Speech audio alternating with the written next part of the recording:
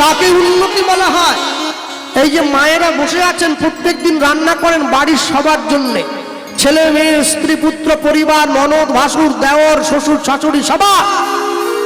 মনে রাখবেন, সারা জীবন তো রান্না করে শুধু পরিবারকে খাওয়ালেন, যেদিনকে আপনাদের হাতের রান্না আমার গোবিন্দ সেবায় ভোগ হয়ে লাগবে, সেদিন জানবেন আপনার রান্না শেখাটা সফল হয়েছে। হ্যাঁ, অনেক মায়ের মনে দুঃখ আছে জানো বাবা, জীবনে যে কি কুক্ষণে নবদ্বীপ গিয়েছিলাম, সর্বনাশ হয়ে গেল। কেন নবদ্বীপে গিয়ে আপনার সর্বনাশ হলো মানে? হ্যাঁ, নবদ্বীপে মায়াপুরে গিয়ে আমার মেয়েটা জানো একটা পিতলের গোপাল ঠাকুর কিনেছে, তারপর একটা পিতলের ঝুড়ি কিনেছে, কিনে সেই গোপালটাকে ঝুড়ির মধ্যে বসিয়ে দিয়েছে। সেই গোপাল কোলে নিয়ে মেয়ে বাড়ি ফিরে এসেছে। বাড়িতে ফিরে এসে মায়ের কাছে গিয়ে বলছে, আমার হাঁড়ি কড়াগুলো আলাদা করে দাও, আমি তোমাদের সঙ্গে আর খাবো না, আজ থেকে আমি নিরামিষ, তোমরা আমিষ।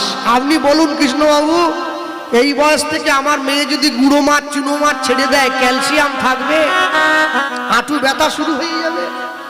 আরে যার বাড়ির মেয়ে, যার বাড়ির ছেলে গোপাল কোলে নিয়ে এসে নিরামিষ সেবা করে, তার 14 পুরুষের ভাগ্য ভালো, তোমার ছেলে নিরামিষ খাচ্ছে। চাইলে চোরের জন্ম দেওয়া যায়, চাইলে সাধুর জন্ম দিতে পারবে না কেউ। কর্মচারীর হাত থেকে যদি চায়ের কাপটা পড়ে ভেঙে যায়, মালিক ছুটে গিয়ে বলে সামনের মাসের বেতন থেকে পয়সাটা কেটে নেব। আর মালিকের হাত থেকে চায়ের কাপটা পড়ে ভাঙলে কি বলে, কোম্পানি ভালো নয় তাই ভেঙে গেছে। তেলের শিশির ভাঙলো বলে খুকুর পরে রাগ করো, তোমরা যেসব বুড়ো খোকা ভারত ভেঙে ভাগ করো, তার বেলা কাঠের পোকা চেয়ার নষ্ট করে, আর চেয়ারের পোকা দেশের সম্পত্তি নষ্ট করে। চেয়ারের উপরে যে বসে আছে ওটাও একটা পোকা, আর চেয়ারের নিচে যেটা আছে ওটাও একটা পোকা। তফাৎ কি জানেন? যে পোকাটা চেয়ারের কাঠটা কেটে দিচ্ছে ও পড়াশুনো জানে না, আর যে পোকাটা উপরে বসে আছে ও পড়াশুনো জানে। তফাৎটা হচ্ছে এখানে। কেউ যদি শিক্ষা শিখে, শিক্ষিত হয়ে শিক্ষার সঠিক উদ্দেশ্য না জানে, তাহলে আমি বলবো সে মূর্খের সমান। হ্যাঁ, যে শিক্ষা শিখে গোবিন্দের সেবা না করা গেল, আমি বলি অমন শিক্ষার মুখে আগুন দেওয়া ভালো। তুমি জীবনে যাই করবে, কখনো আসল মানুষটাকে ছেড়ে দিও না, আসল উদ্দেশ্যটা ভুলে যেও না। শোনো, বাঙালি কোনোদিন লুঙ্গি পরবে না। বাঙালি লুঙ্গি পরে কিসের জন্য? লুঙ্গি হাশেম মিয়া পরবে, প্রতি শুক্রবার করে যাবে মসজিদে। তুমি লুঙ্গি পরবে কেন? তুমি ধুতি পরবে। ধুতি পরতে না পারলে ধুতিটাকে লুঙ্গির মতো করে পরবে, লুঙ্গি নয়। আর যদি তা পড়তে কষ্ট হয়, 12 মুন্ডা 14 মুন্ডা 16 মুন্ডা 20 মুন্ডা সব মুন্ডা ফুন্ডা পরবে, লুঙ্গি পরবে না। বাঙালি লুঙ্গি বাঙালির পোশাক নয়। যে দেশেতে এলো গোরা, বদলে গেল দেশের সব নিয়ম ধারা। এবার দেখি শাড়ি ছেড়ে বাংলার মা বোনেরা সব ছেঁড়া ফাটা প্যান্ট পরা। বলো হাই রে হিন্দু হবে কি, হাই রে হিন্দু হবে কি। ছোট পোশাক পরাকে, ছোট পোশাক, ছেঁড়া পোশাক, এই পোশাক পরাকে যারা আধুনিকতা বলে মনে করে, আমি বলি এর থেকে আমাদের মেদিনীপুরের গরুগুলো বেশি আধুনিক। কারণ ওরা কোনো পোশাকই পরে না, এমনি ঘোরে। ওরা আরো শিক্ষিত তোমাদের থেকে। হ্যাঁ, যে পোশাক পরলে লজ্জা নিবারণ হয়, তুমি এমন পোশাক পরবে তোমাকে দেখে সমাজের লজ্জা পায়, সে পোশাক তুমি কেন পরবে? কেন পরবে? 33 কোটি দেবদেবী ভারতবর্ষের মাটিতে গড়াগড়ি যাচ্ছে, সারা বছর তুলসীতে জল দাও না, 25শে ডিসেম্বর ঝাউ গাছে চুনি লাইট দাও, হ্যাপি ক্রিসমাস। যিশুর শিশু হয়েছে সব। মনে রাখবে, মুসলমানদের ধর্মগুরু হযরত মুহাম্মদ তার মুসলিম ভাইদেরকে বলেছিলেন, আমি আল্লাহ নই, আল্লাহর দূত। খ্রিস্টানদের ভগবান যীশু খ্রিস্ট তার খ্রিস্টান সন্তানদেরকে বললেন, আমি ঈশ্বর নই, ঈশ্বরের সন্তান। কুরুক্ষেত্রের মাঠে গিয়ে ভগবান শ্রীকৃষ্ণ অর্জুনকে বললেন, আমি স্বয়ং ভগবান। যার জন্য কোর্টে গিয়ে লাল কাপড়ে মোড়া বইটায় হাত দিয়ে বলতে হয়, যাহা বলিব সত্য বলিব, সত্য ছাড়া মিথ্যা বলিব না। ওটা কোরআন নয়, ওটা বাইবেল নয়, ওটা শ্রীমদ্ ভগবত গীতা। মনে রাখবেন, এক পকেটে মোবাইল থাকবে, থাকুক, দরকার তো। এক পকেটে মোবাইল থাকবে, আরেক পকেটে গীতা থাকবে, তবে তো জীবনে ব্যালেন্স থাকবে। সপ্তাহে একদিন করে বাড়ির সবাই মিলে মাছ মাংস রান্না করে খাও, খাও। আরেক সপ্তাহে গিয়ে বাড়ির কোথাও মন্দিরে গিয়ে ভগবানের প্রসাদ পাও, তবে তো জীবনে ব্যালেন্স থাকবে। মাসে একদিন করে বাড়ির সবাই পিকনিক করতে যাও, মাসে একদিন করে হরিনাম শুনতে যাও, তবে তো জীবনে ব্যালেন্স থাকবে। প্রেমানন্দ ভিক্ষার ঝুলিটা কাঁধে নিয়ে ভিক্ষা করতে বেরিয়ে পড়েছে, মানুষের দরজায় দরজায় ঘুরে ভিক্ষা করছে, হাসি মাখা বদনে ছলো ছলো নয়নে,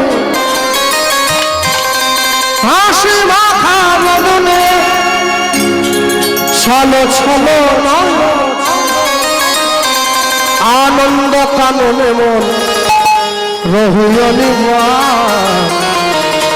হরি বল, হরি বল মনে রে আমার, হরি বল, হরি হরি বল, হরি বল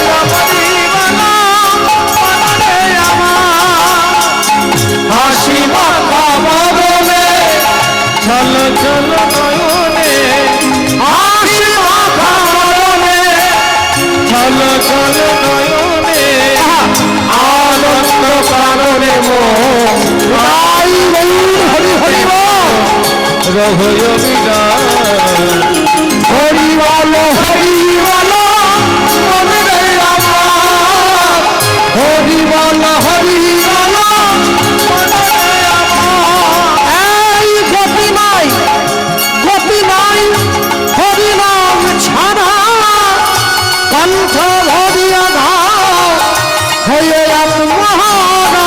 এই গতি নাই, গতি নাই হরি নাম ছাড়া, কণ্ঠ ভরিয়া ধাও হয়ে আত্মহারা। গতি নাই, গতি নাই হরি নাম ছাড়া, কণ্ঠ ভরিয়া ধাও হয়ে আত্মহারা। এই গতি নাই, গতি নাই হরি নাম ছাড়া, কণ্ঠ ভরিয়া ধাও হয়ে আত্মহারা। ওই দেখো তোমার বন্ধু তরিতে এই ভব সিন্ধু, ওই দেখো তোমার বন্ধু তরিতে যে ভব সিন্ধু, ওই দেখো, ওই দেখো তোমার বন্ধু তরিতেছে ভব সিন্ধু, ওই দেখো তোমার বন্ধু তরিতেছে ভব সিন্ধু। হাত ধরে তোমায় সে, হাত ধরে তোমায় সে করে দেবে পার, হরি বল, হরি বল মাই হরি বল, হরি বল মনে আমার, হরি বল, হরি বল মনে আমার, হরি বল, হরি বল মনে আমার। কেউ তো কারো নয় এ কথাটা সত্য, তুমি ভেবেও দেখো বল সবই যে অনিত্য। ভারতবর্ষের সংবিধানে, ভারতবর্ষের সরকারের আওতায় থাকতে গেলে একটা কার্ড করতে হয়, আছে না সবার? যে কার্ডটার নাম হচ্ছে আধার কার্ড। হ্যাঁ, আধার কার্ড না থাকলে আপনি থাকতে পারবেন না দেশে। তাহলে একটা সরকারের আওতায় থাকতে গেলে আধার কার্ড করতে হয়। গোটা বিশ্ব জগতের মূল আধার যে, তার চরণে থাকতে গেলেও একটা কার্ডের দরকার। হ্যাঁ, সেই কার্ডটা সবার থাকা দরকার। কেন? আধার কার্ডটা বেঁচে থাকতে কাজে লাগে, আর হরিনাম রূপী কার্ডটা মরে যাওয়ার পরে কাজে। কেউ তো কারো নয় এই কথাটা সত্য, তুমি ভেবেও দেখো বল সবই যে অনিত্য। নিতাই গৌর হরি বল, এই কথা যে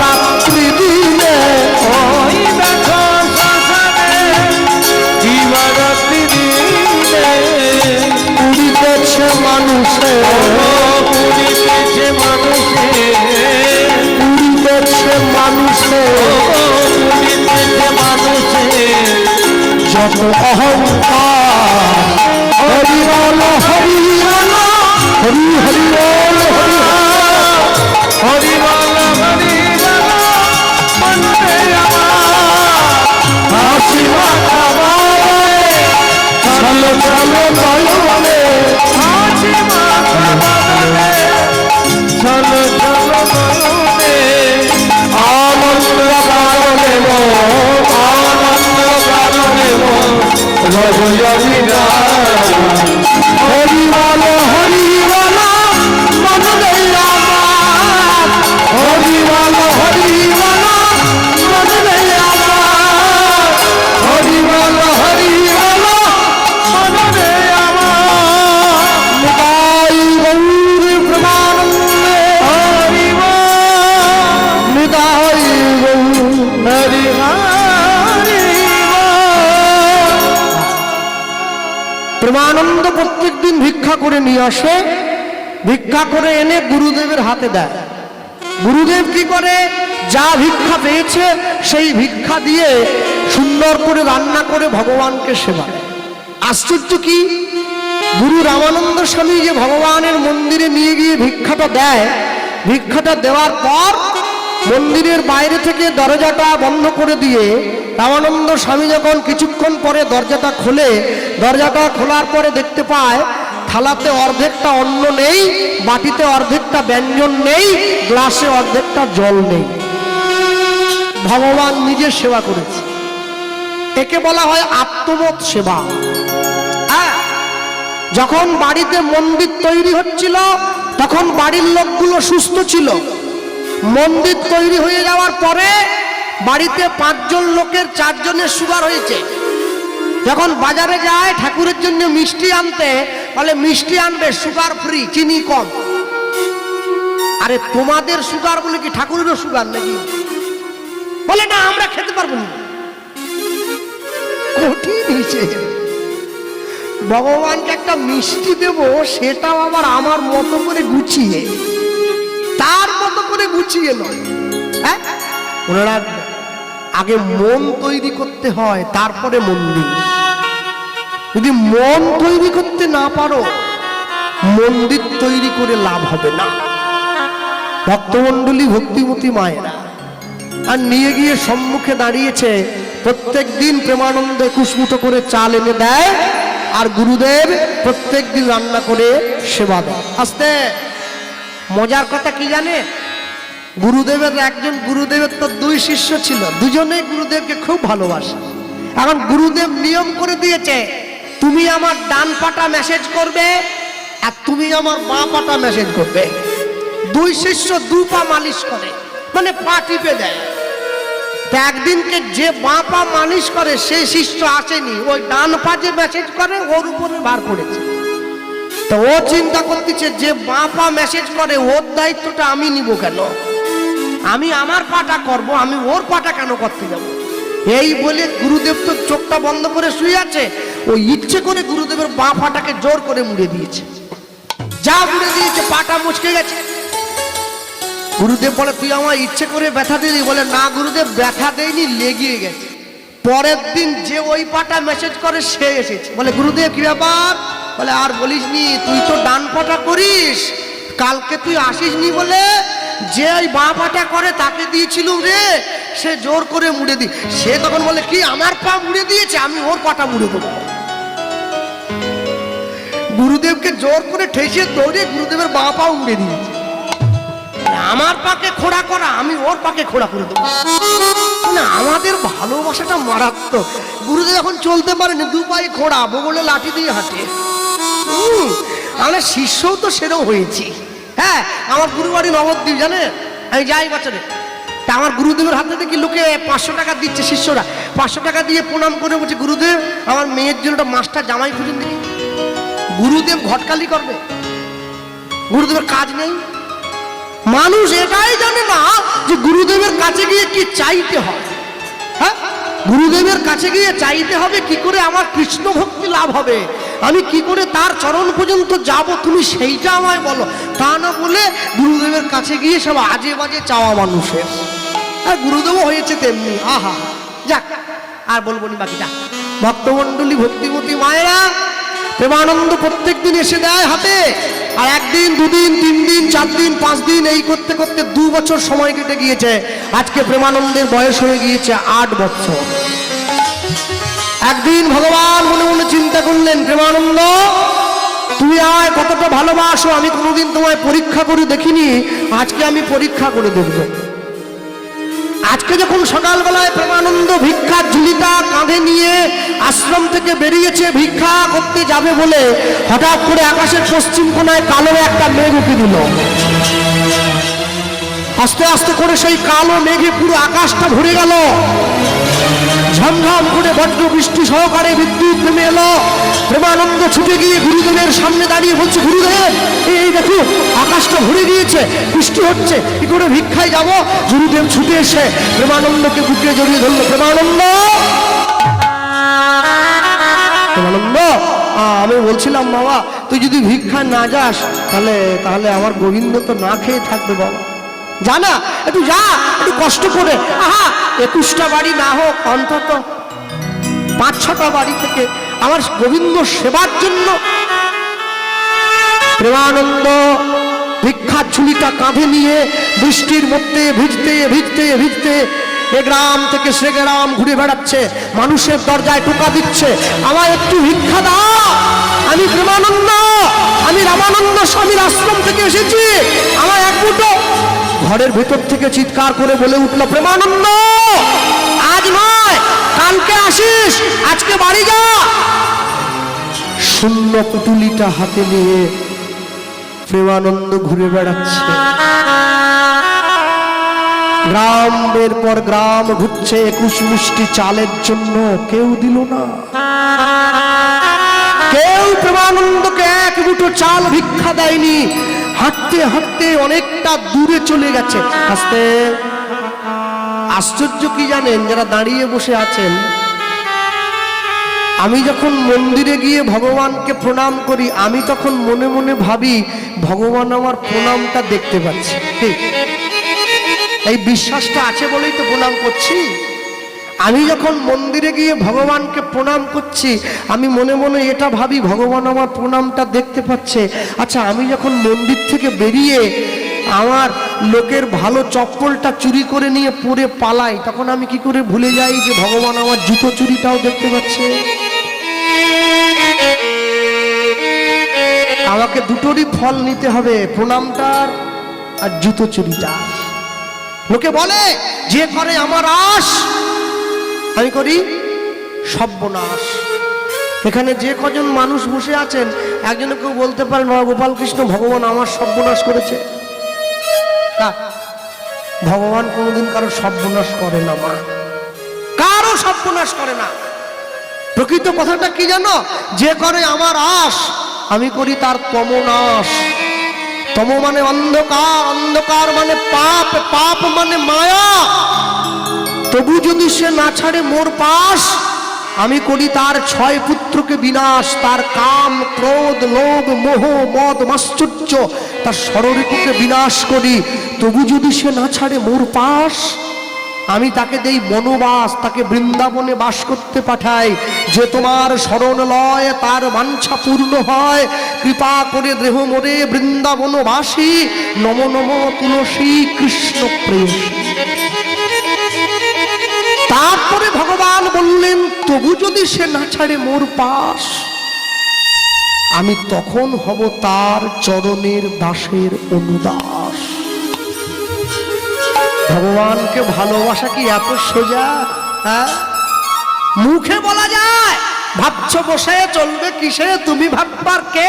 তোমার ভাবনা যিনি ভাবছেন তুমি ভাবো তাকে। এটা মুখে বলা সোজা, নিজের জীবনের সবটুকু তার উপরে দিয়ে দেওয়া এত চারটিখানি কথা নয়। নিজের জীবনের সবটুকু যে গোবিন্দ চরণে দিয়ে দিতে পারবে না, সে মীরাবাইয়ের মতো হয়ে যাবে, সে বিষ খেলেও তার কাছে অমৃত হয়ে যাবে। নিজের জীবনের সবটুকু যে ভগবানকে দিয়ে দিতে পারে, আমরা দিতে পারি নাই, কিছুটা পর্যন্ত নিজের কাছে রেখে দিয়েছি। আর যেদিনকে সবটুকু দিতে পারবো, আস্তে, এমনও মানুষ আছে যে রাস্তা দিয়ে হেঁটে গেলে মানুষ তাকে ফুল ছড়িয়ে নিয়ে যায়, আর এমনও মানুষ আছে যে রাস্তা দিয়ে চলে গেলে মানুষ তাকে চোর বলে চিৎকার করে। দুটোই তো মানুষ। আপনাকে সিদ্ধান্ত নিতে হবে আপনি কোন দিকে যেতে চাইছেন। কেন? ওটা আপনার উপরে। হ্যাঁ, মন তুলসী ভক্তি চন্দন, যেজন তারে দিতে পারে শিলার পৃষ্ঠে কাষ্ঠ চন্দন ঘষতে হবে না বারে বারে। দিতে জানতে হবে, তোমার দিতে জানতে হয়। যারা বসে আছেন মায়েরা, বলুন তো নিজের বক্ষে হাত দিয়ে, আপনারা বাড়ির যারা কাছাকাছি বাড়ি, যাদের বাড়ির এত কাছে মন্দিরটা, হ্যাঁ, রাধা গোবিন্দ মন্দির, 365 দিনের কতদিন প্রত্যেকে সন্ধ্যেবেলায় করে মন্দিরে আসেন ভগবানকে দর্শন করতে। স্বার্থ ছাড়া, সুযোগ ছাড়া, নিজের দরকার ছাড়া এ পথে আমরা পাই বাড়াই না। ভগবান একা বসে থাকে মুখ শুকনো করে মন্দিরের মধ্যে, কখন আমার ভক্তরা আসবে আমি একটু দেখব। আহা, বাবার যদি 5 ছেলে থাকে, 5 ছেলে যদি একসঙ্গে থাকে, আলাদা না হয়, বাবার মনে যেমন শান্তি থাকে, আমরা ভগবানের সন্তান, আমরা যদি আলাদা না হয়ে একসঙ্গে তার অপেক্ষায় থাকি, জগৎ পিতা তো সে, তার মনেও একটা আলাদা সুখ থাকে যে আমার সন্তানরা আলাদা হয় নাই। কেন আলাদা হবে? কেন হিংসে হবে? কেন মারামারি হবে? ভাবো, একটা মুসলমান বাড়ির ছেলেকে একটা চড় দিয়ে দিলে গোটা মুসলমান পাড়া চলে আসে, আমাদের ছেলেকে মারলে কেন? আর একটা হিন্দু বাড়ির লোক রাস্তায় পা ভেঙে পড়ে থাকলে বাকিরা পাশ দিয়ে চলে যায়, মোবাইলের ছবি তোলে, ফেসবুকে দাও, ওকে বাঁচাবার জন্য কেউ ছুটে যায় না। মা যখন মরে যায়, 4 ভাই মিলে মিটিং করে, আমাদের মা যা যা খেতে ভালোবাসতো গোটা উস্তির থানার লোক ডেকে সেই খাবারগুলো খাওয়াবো। আর মা যখন বেঁচে ছিল, 4 ভাই মিলে মাকে ভাগ করেছে, জানুয়ারিটা তোর কাছে, ফেব্রুয়ারিটা তোর কাছে। এক ভাই ছুটে গিয়ে ছোট ভাই বলছে, যে মাসটা 29 দিনে হবে সেই মাসটা মা কোথা খাবে? মানে একদিন কম হচ্ছে, 30 দিনে মাস হয়। বড় ভাই একটু আগে জন্মেছে, বেশি চালাক, ও বলছে তাহলে যে মাসটা 31 দিনে হবে সেটা মা কোথা খাবে? ওটা একদিন বেশি আছে। মেজ ভাই বলছে, দেখ আমি তো বড় চাকরি করি, আমি সমস্যা মিটিয়ে দিচ্ছি। কি বলে? মা 31 দিনে যে ভাইয়ের কাছে খাবে, 29 দিনে সে ভাইয়ের কাছে খাবে। কেন? ওখানে একদিন কম হচ্ছে, এখানে একদিন বেশি। বলুন তো, মা যখন সন্তানকে স্তনদুগ্ধ পান করেছিল, মা কি হিসাব করেছিল কোন মাসটা 31 দিনে, কোন মাসটা 29 দিনে? আমাদের জীবনে শিক্ষা আছে, আমাদের জীবনে অর্থ আছে, আমাদের জীবনে সম্পদ আছে, আমাদের জীবন থেকে সংস্কারটা হারিয়ে গেছে। যেদিন আপনার সন্তান জীবনে প্রথমবার ছোট পোশাক পরে রাস্তায় বেরিয়েছিল আপনার হাত ধরে, আপনি যদি সেদিনকে বাবা হয়ে ওকে একটা চড় দিয়ে বাড়িতে গিয়ে ওই পোশাকটা খুলিয়ে অন্য বড় পোশাক পরিয়ে আনতেন, তাহলে আপনার মেয়ে বড় হয়ে ছোট পোশাক পরার সাহস পেত না। মুসলমানদের সব ঢাকা, চোখটা খোলা। কি? সব ঢাকা, চোখটা খোলা। হিন্দুদের সব খোলা, চোখটা ঢাকা। যে নিজের ভালো না চায়, যে আত্মকল্যাণ না চাইবে, পাগলেও নিজের ভালো বোঝে। আমি যদি নিজের উন্নতি নিজে না যাই, তাহলে আমাকে চাইবে কে? হ্যাঁ, কোনোদিনও কারো ক্ষতি চাইবেন না। যে করে লোকের মন্দ, তার মন্দ করে গোবিন্দ। প্রেমানন্দ বৃষ্টির মধ্যে ঘুরে ভিক্ষার ঝুলিটা কাঁধে নিয়ে গ্রামে ঘুরে ঘুরে ভিক্ষা করছে। আমায় ভিক্ষা দাও গো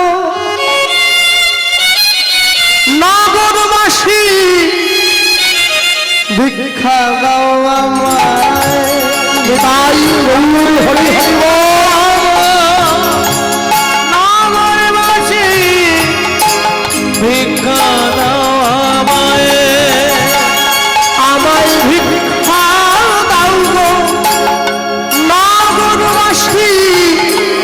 ভিক্ষা দাও আমায় ভিক্ষা দাও গো নগরবাসী, ভিক্ষা দাও তোমাদের এই ভিক্ষার দ্রব্য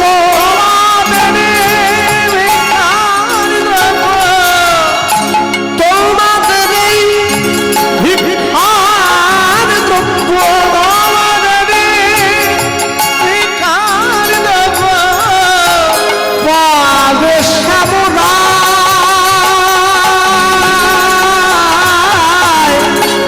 ভিক্ষা দাও আমায় ভিক্ষা দাও নগরবাসী, ভিক্ষা দাও আমায় ভিক্ষা দাও নগরবাসী, ভিক্ষা দাও ওগো নিজের তরে চাই না আমি, ওগো চাই যে তারি লাগি নিজের তবে চাই না আমি, চাই যে তার লাগি ওগো নিজের তরে, নিজের তরে চাই না আমি, চাই যে তারি লাগি নিজের তবে চাই না আমি, চাই যে তার লাগি বড়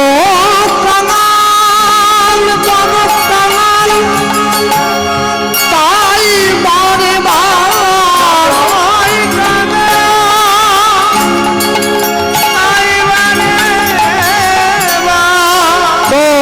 তোমাদের কাছে মাগি ভিক্ষা দাও তাই ভিক্ষা দাও আমায় ভিক্ষা দাও নগরবাসী, ভিক্ষা দাও আমায় ভিক্ষা দাও গো নগরবাসী, ভিক্ষা দাও আমায়, ভিক্ষা দাও আমায়, ভিক্ষা দাও আমায়, ভিক্ষা ভিক্ষা দাও আমায়। ভিক্ষা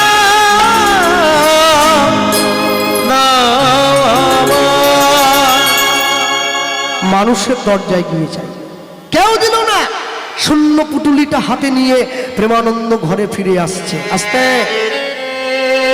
ভগবান যখন দেয় 100 হাতে দেয়, আর যখন কেড়ে নেয় না 1000 হাত দিয়ে কেড়ে নেবে, কোমরের ঘুমসিটা পর্যন্ত থাকবে না। জমিদার বাড়ির পাশ দিয়ে কানতে কানতে চলে আসছে, আর ঠিক এমন সময় জমিদার বাড়ির ঘরণী ওই বাড়ির দোতলার বারান্দা থেকে বৃষ্টির শোভাটা দেখতেছিল। এমন সময় দেখতে পাচ্ছে একটা ছেলে বৃষ্টিতে ভিজতে ভিজতে যাচ্ছে। এই কে রে, এই কে যাচ্ছে? ছেলেটা এদিকে আয়, চোর বদমাশটাকে এদিকে আয়। যেই ডাক দিয়েছে প্রেমানন্দ দাঁড়িয়ে পড়েছে। মা, আমি চোর নই। চোর নোস? তুই কে? আমার নাম প্রেমানন্দ। প্রেমানন্দ? এদিকে আয়, এদিকে আয়, এদিকে আয়। যেই দেখেছে কাছে গেছে। প্রেমানন্দ এই নামের ছেলে তো আমাদের গ্রামের নাম শুনিনি। তোর বাড়ি কোথায়? মামা, আমার বাড়ি এই কাশিতে, এই মেধাগ্রামে বাড়ি। মেধাগ্রামের ছেলে তুই এত দূরে ভিক্ষা করতে? হ্যাঁ মা। কেন ভিক্ষা করছিস? বাড়িতে কি খাওয়ার মতো চাল নেই? না না, আমার চাল আছে। আমি তো রামানন্দ স্বামীর আশ্রমে থাকি, আমার গুরুদেবের নির্দেশে ভিক্ষা করি। চমকে উঠল। কি বললি? তুই তুই রামানন্দ স্বামীর শিষ্য? আয় আয় আয়, ঘরে আয়। ছেলেটাকে ডেকে নিয়ে গিয়ে ভালো করে মাথা টাথা মুছিয়ে কোলের মধ্যে বসিয়ে যা। বাবা, বাবা, তুই আগে তো বলবি। হ্যাঁ, গুরু মিলে লাখে লাখে শিষ্য মিলে এক, শিষ্য মিলে লাখে লাখে গুরু মিলে এক। আস্তে। হ্যাঁ, আমি গতকালকে জামতলা হরিবাসরে কথাটা তুলেছিলাম। বঙ্কিমচন্দ্র চট্টোপাধ্যায়ের নাম শোনেননি আপনারা? সাহিত্য সম্রাট বঙ্কিমচন্দ্র চট্টোপাধ্যায় ট্রেনে বসে যাচ্ছে, পাশে ওনার সুন্দরী স্ত্রী, মাথাতে ঘোমটা দিয়ে আছে। বঙ্কিমচন্দ্র লক্ষ্য করছেন একটা ছেলে অনেকক্ষণ থেকে ওনার স্ত্রীর দিকে তাকিয়ে আছে, কিন্তু স্ত্রী তো মাথা নিচু করে বসে আছে। অনেকক্ষণ পরে বঙ্কিমচন্দ্র উঠে গিয়ে ছেলেটাকে বলছেন, বাছা এদিকে শোনো। ছেলেটা কাছে গেছে, আর যখনই কাছে গিয়ে দাঁড়িয়েছে বঙ্কিমচন্দ্র চট্টোপাধ্যায় বলছেন, শোনো, 18 বছর সংসার করিবার পরেও মাসিক 330 টাকা সরকারি পয়সা ওনার হাতে তুলিয়া দিয়াও, যাবতীয় সাজ পোশাকের দ্রব্য সমস্ত কিছু দিয়াও, খড়গ পোশাক দিয়াও, সোনা গহনা যাবতীয় যা কিছু সাজ সরঞ্জাম দিয়াও আমি ওনার মন পাইতে ব্যর্থ হইলাম। তুমি কি ভাবিলে কিয়ৎক্ষণ তাকাইলে উহার মন পাইবে? মানে বুঝে নিয়েছে আমি 18 বছর সংসার করছি, 330 টাকা বেতন সেটা পর্যন্ত তুলে দিচ্ছি ওনার হাতে, সোনা গয়না দেই, শাড়ি দেই, ভালো খাওয়া দেই, তারপরেও মন পাইনি রে ভাই। আর তুই একটুক্ষণ তাকিয়ে কি ভাবি মন পাবি? ছেলেটা বলছে আপনি? বলে আমি বঙ্কিমচন্দ্র চট্টোপাধ্যায়। হাত জোড়ো করছে, আমার ভুল হয়েছে, মনে রাখবে। আমার গুরুদেব বলতেন, জানিস কৃষ্ণ, মানুষের জীবনে কান দুটো রে, একটা যদি কালা হয়ে যায় আরেকটা দিয়ে শুনতে পায়। হাত দুটো, একটা খারাপ হয়ে গেলে আরেকটা দিয়ে কাজ করা যায়। পাও দুটো, একটা খারাপ হয়ে গেলে লাঠি একটা দিয়ে তবু চলা যায়। চোখও দুটো, একটা কানা হয়ে গেলে আরেকটা দিয়ে দেখা যায়। এই মুখ কটা রে? একটা। দেখিস বাবা, যা তা আবার ঢুকিনিস নি জানো। একবার বিষ ঢুকে গেলে আর কিন্তু অমৃত ঢুকবে নি, মরে যেতে হবে। তাই খুব সাবধান, যা কিছু মুখে দিচ্ছেন বুঝে দিতে হবে, আর যা কিছু বের করছেন মানে সেটা কথা হোক চাই খাওয়া, একটু বুঝে বের করতে হবে। খুব সাবধান ভক্তমণ্ডলী, ভক্তিমতী মায়েরা। হ্যাঁ, ধানে আগড়া, দুধে জল, যাবে গৃহস্থ রসাতল। যাক, সাবধানে চলো মন, হও হুঁশিয়ার, বেলা তোমার আসছে ডুবে, নামছে অন্ধকার। মানুষ দেবতা হয়, হয় অবতার। মানুষের কুলে কলঙ্কের কালি লাগায় নয়া, লটারিতে কেউ পায় কোটি কোটি টাকা, কেউ বা বাবা মায়ের জমানো সম্পত্তি জুয়া খেলতে গিয়ে করে ফাঁকা, এটাই রে তোর ভাগ্যের খেলা, ওই লীলা ময়ের লীলার ছল। কারো জীবন আনন্দে কাটে, কারো দুই নয়নে জল। জীবনটাকে সুন্দর করে কাটাতে গেলে জীবনের মূল্য বোধকে বুঝতে হবে। মনে রাখবেন, ভক্তি যখন ভোজনে প্রবেশ করে, ভোজন তখন প্রসাদ হয়ে যায়। ভক্তি যখন জলে প্রবেশ করে, জল তখন চরণামৃত হয়ে যায়। ভক্তি যখন ঘরে প্রবেশ করে, ঘর তখন মন্দির হয়ে যায়। ভক্তি যখন দেহে প্রবেশ করে, দেহ তখন ভক্ত হয়ে যায়। ভক্তি যখন আত্মায় প্রবেশ করে, দেহ তখন বৈষ্ণবতা গ্রহণ করে। আর ভক্তি যখন পরমাত্মায় প্রবেশ করে, দেহ তখন সাধুত্বে পরিণত হয়। হরি বল, হরি বল। আমার জীবনের ইচ্ছে অনেক, কিন্তু ইচ্ছে থাকলেই তো সব হবে না। পূরণ করার যে মালিক তাকে একটু জানাতে হবে। সে যদি পূরণ করতে চায় তবেই পূরণ হবে, আর না হলে হয় না। প্রেমানন্দকে কাছে ডেকে সেই জমিদার ঘরণী বলছে, হ্যাঁ রে প্রেমানন্দ, তোর কি ইচ্ছে? মা, আমার গুরুদেবের নিয়ম আছে, প্রত্যেক দিন 21টা বাড়ি থেকে 21 মুঠো করে চাল নিয়ে গিয়ে আমি গুরুদেবের আশ্রমে দেই। আচ্ছা, আজকে কেউ আমাকে ভিক্ষা দেয়নি মা, আমি শূন্য হাতে ঘরে যাচ্ছি। ও বাবা, ও প্রেমানন্দ শোন না, আমি বলছি কি, তোকে যদি আমি আজকে 21 মুঠো চাল দেই তাহলে কেমন হয়? মা, একটা বাড়ির থেকে তো 1 মুঠোর বেশি নিতে পারবো না, গুরুদেব। বোকা, চপাক, তোর গুরুদেব কি দেখতে আসছে না? হ্যাঁ, গুরুদেব দেখতে আসলে তবে তো জানবে, গুরুদেব জানতেই পারবে না কতখানি চাল নিচ্ছিস। এই বলে কি করলো, একটা থালার মধ্যে করে এক মুঠো এক মুঠো এক মুঠো এক মুঠো করে 21 মুঠো চাল নিয়ে থালাতে দিয়ে প্রেমানন্দের ঝুলিটার মধ্যে ভরে দিচ্ছে। থালা ভর্তি করে ভিক্ষায় আনি আজ দিল, থালা ভর্তি তাই লই হলো। আজি আমি আজ দিল, থালা ভর্তি ভিক্ষায় আজি জানি আজ দিল, থালা ভর্তি আজি আমি আজ দিল। প্রেমানন্দ আনন্দেতে গ্রহণ করিল, প্রেমানন্দ আনন্দেতে গ্রহণ করিল, প্রেমানন্দ আনন্দেতে গ্রহণ করিল। প্রেমানন্দ আনন্দেতে গ্রহণ করিল। ভুলিয়া যে গেল তখন গুরুর বচন, ভুলিয়া যে গেল তখন গুরুর বচন, ভুলিয়া যে গেল তখন গুরুর বচন। ভুলিয়া যে গেল তখন গুরুর বচন। ভিজিতে ভিজিতে আইলা আশ্রমে তখন, ভিজিতে ভিজিতে আইলা আশ্রমে তখন, ভিজিতে ভিজিতে আইলা আশ্রমে তখন। ভিজিতে ভিজিতে আইলা আশ্রমে তখন। প্রেমানন্দ গুরুদেব, এই এই এই নিন, নিন, নিন, এই এই এই এই গুরুদেব, দে বাবা দে, নিয়ে আয়, নিয়ে আয়, শিগগিরি নিয়ে আয়, বেলা পড়ে গেল। ভিক্ষা পেয়েছিস আগে? হ্যাঁ গুরুদেব। 21 মুঠো চাল একবারে সুন্দর করে গুরুদেবের হাতে প্রেমানন্দ যেই ভিক্ষা ঝুলিটা দিয়েছে, প্রেমানন্দ কি রে, প্রত্যেকদিন 21 মুঠো চাল হলে ভিক্ষা ঝুলিটা যে যতটা ভারী হয়, আজ তো অতটা ভারী নেই রে বাবা, বেশি ভারী মনে হচ্ছে। গুরুদেব ঝুলিটা বৃষ্টির জলে একটু ভিজে গিয়েছে তো তাই বেশি ভারী হয়। গুরুদেব ভিক্ষার পুটুলিটা নিয়ে ভিক্ষা পুটুলির মধ্যে হাত ঢুকিয়ে, আর যখনই 1 মুঠো চাল বের করেছে, 1 মুঠো চাল বের করে হাতে নিয়ে দেখছে, এ কি প্রেমানন্দ, এত সরু সরু চালের দানা তোকে কে ভিক্ষা দিল? আবার যখন হাত ঢুকিয়ে আবার ভিক্ষা, এ কি? একই রকমের চাল, এই ভিক্ষা করতে